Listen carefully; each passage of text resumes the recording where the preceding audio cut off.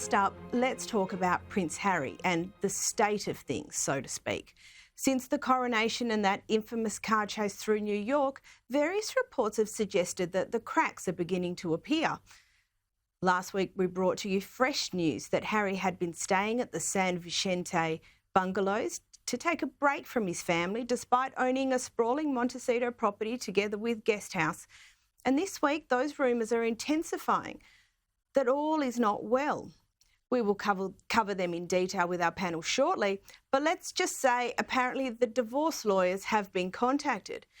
Insofar as Harry is concerned, it looks as though he's getting to the fork in the road. Now, Harry has always been affable. He was the cheeky rogue of the royal family, and while he occasionally found himself embroiled in some juvenile scandal or other, there was always something endearing about him. You couldn't quite help but love him. This is what I think of when I think of Harry. She's our boss. She's the head of the armed forces, you know. This is not unusual for her. It's an Olympic year, 4 years after she jumped out of a helicopter with a parachute. She's 90 years old, but she gave me that look as if to say, 90 years, and no one ever asks me to do these fun things. So it was like, okay, let's do this. Do you know what I mean? So, no, it was great. Oh, really? Please.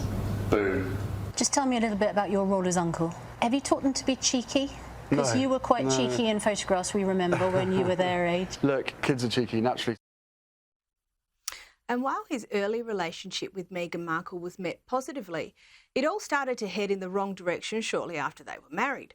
5 years down the track, and apart from producing two absolutely gorgeous children, they've achieved very little of positive note.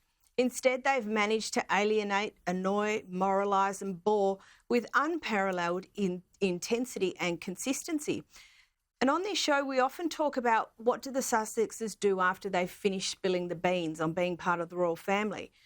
And with the coronation over and Harry only making a brief appearance, query how the Sussexes maintain their relevancy and their commercial value.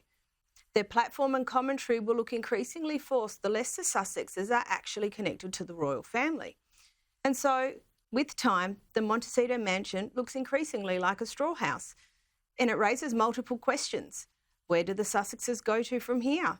How does Harry reconcile with his family? How does he give purpose to his life going forward? And how does he address this nearing fork in the road? Because if you look at who gave up the most to be in this relationship, it's pretty clear Harry is the one in need of a strategy.